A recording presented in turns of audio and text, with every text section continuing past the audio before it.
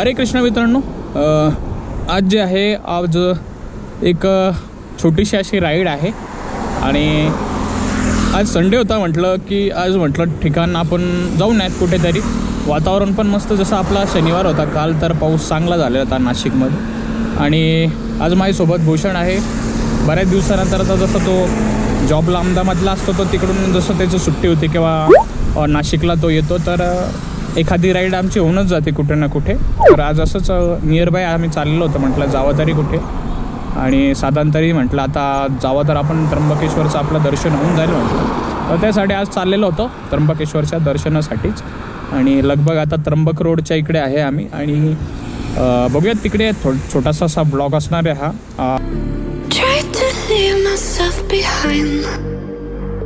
Looking for a better place, not to stay alone. Gain our trust and you chose to break it. Ask for truth but you only fake it. Thought you said what we had was sacred. It's all lies, all lies. I was broken and nice and late. जसं संडेचा हा म्हणून आम्ही त्र्यंबकेश्वरच्या दर्शनासाठी चाललेलो आहे. बस बाकी काही नाही एवढं. आणि दाखवण्यात जर ठरलं तर तिकडचं जर त्र्यंबकेश्वरमध्ये काय हायडेन जर प्लेसेस आम्हाला भेटल्या आज तर ते पण आम्ही मुळात दाखवून दे. तर इथून आता निघतो पुढे. आपण वार्तालाप तर करूयाच ब्लॉगमध्ये, ठीक आहे.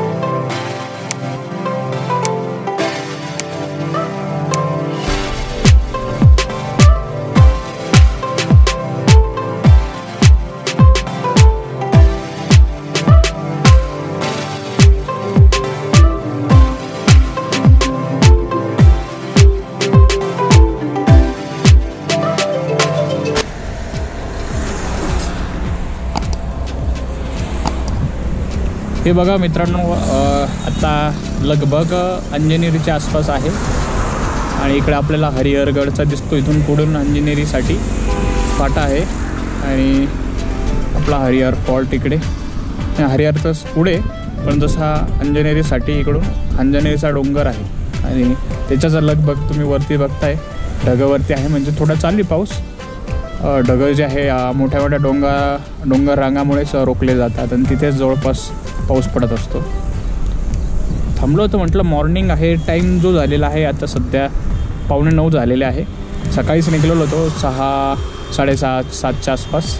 म्हटलं मॉर्निंगमध्ये जाऊ, एक फ्रेशनेस असते, पॉझिटिव्हिटीमध्ये बऱ्यापैकी फरक पडतो. तुम्ही नंतरून 12 नंतर निघाल तर खूप कंटाळा पण येऊन जातो, कधी कधी आळस येऊन जातो. पण ज्यावेळेस असं वातावरण मस्त असतं ज्यावेळेस मॉर्निंगला तुम्ही निघताना खूप भारी असते.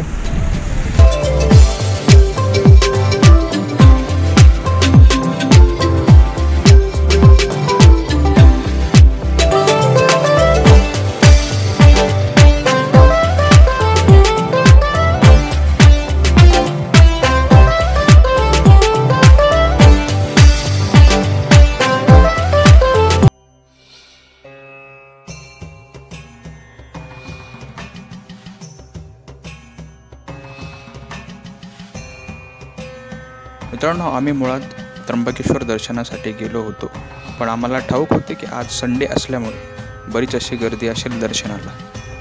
मग भूषण आणि मी ठरवलं की जर आपले दर्शन नाही झाले तर काहीतरी खाण्याचे काहीतरी घेऊन जाऊ आणि तेथील गरजू लोकांना आपण दान करू.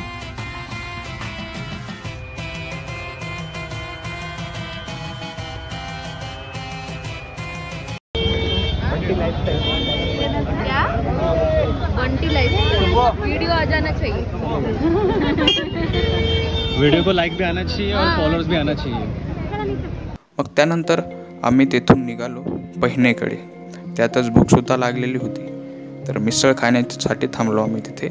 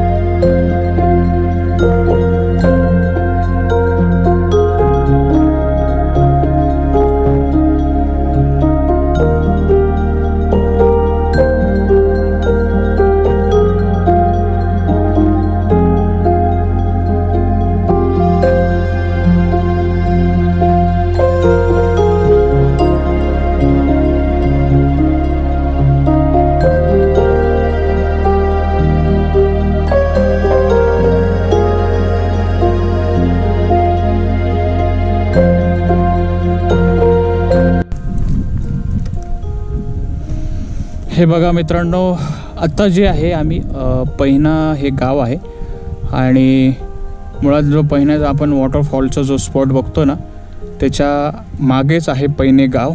तर त्या पैने गावात आहे आम्ही आता. आणि साधारणतः मी आत्तापर्यंत या पैने गावाबद्दल म्हणजे आजपर्यंत कोणी कॉन्टेंट क्रिएटर किंवा असो त्यांनी या इकडचा जो स्पॉट आहे किंवा इकडं येण्याचा प्रयत्न नाही केलेला किंवा अजूनपर्यंत मी तशी फुटेज नाही पाहिलेली.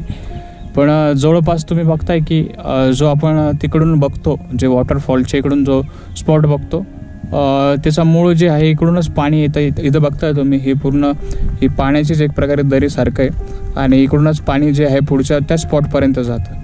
म्हणजे मुळात ते इकडे आम्ही सगळ्यात पुढे आलेलो आहे. आज कसं वातावरण जे आहे नाशिकचं मीडियम आहे ना, पाऊस आहे, फक्त ढगाळ वातावरण थोडं आहे क्लाउडी, पण जसा पाऊस बिलकुल नाही. त्र्यंबकेश्वरमध्ये पण आम्ही गेलो आणि तुम्ही तर जर तुम्हाला व्हिडिओमध्ये दिसलं असेल ब्लॉगमध्ये तर बरीच अशी लाईन होती. तर 3, 3.5 किंवा 4 तास पण लागत होते. त्यामुळे आम्ही काय केलं की इकडूनच ठरवलेलं होतं की म्हटलं आज संडे, आज गर्दी पण असेल तर आम्ही रस्त्यानेच तुम्ही बघितलं तर आम्ही बिस्किट घेतलेले होते. म्हटलं जाऊन ते दर्शन नाही झालं महादेवचं तर ते जे आहे बिस्किट घेतले ते लहान पोरांना किंवा गरजू लोकांना तिथे वाटून देऊ आणि आपलं पुढं येऊ इकडे पैनेकडे. मग तसंच इकडे येणं झालं पैनेकडे. आणि ज्यावेळेस पाऊस चालू होईल तर इकडे रस्ता मायामध्ये बंदच असेल कारण की इकडे चिखल पण आहे. इथपर्यंत तो ब्रिज जो आहे तो ब्रिजपर्यंत तुम्ही येऊ शकता जो आता मागे, पण इकडून नंतरून पूर्णपणे पाणीच असेल. पण आता जरी पावसाळ्याला तर साधारणतः 1.5 ते 2 महिने द्यावाच लागेल आपल्याला. त्यानंतर बरेच प्रकारे असं हिरवंगार वातावरण होऊन जाईल. पूर्ण हे डोंगर दऱ्या खूप मस्त सीन आहे इकडे. पण प्रयत्न करेल की मी ज्यावेळेस 1.5-2 महिन्यानंतर समजा भूषणाला किंवा सागर यांच्यासोबत मी येण्याचा प्रयत्न करेल. इकडे खूप मस्त आहे. इकडूनचा जो व्ह्यू प्रॉपरली व्ह्यू भेटेल आपल्याला. ठीक आहे, तोपर्यंत आम्ही इथे बसतो. म्हटलं रिलॅक्समध्ये येऊन इथे बसून घेऊ आणि या निसर्गाचा शांततेचा आनंद परिपूर्ण घेऊ. कधी असे पण तुम्ही निघत जा घराच्या बाहेर, संडे असो किंवा सॅटर्डे असो, तुमची कामातून थोडा जरी टाईम काढत जा, खूप रिलॅक्स फील होत असतं.